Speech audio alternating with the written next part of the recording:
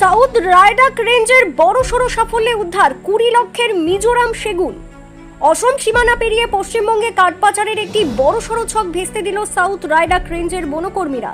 বুধবার সকালে এক উত্তেজনাকর অভিযানে উদ্ধার হলো প্রায় 700 ঘনফুট মিজোরাম সেগুন কাঠ। বাজেয়াপ্ত করা হয়েছে কাঠ বোঝাই গাড়িটি।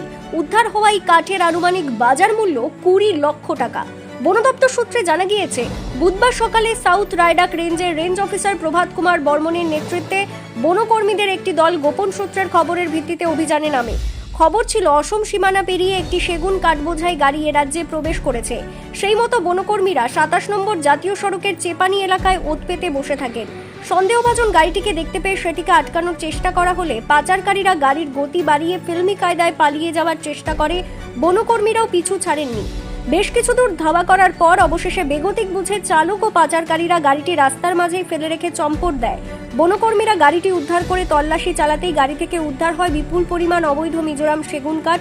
উদ্ধার হওয়া গাড়ি এবং কাঠ বাজেয়াপ্ত করে সাউথ রায়ডাক রেঞ্জ অফিসে নিয়ে আসা হয়েছে।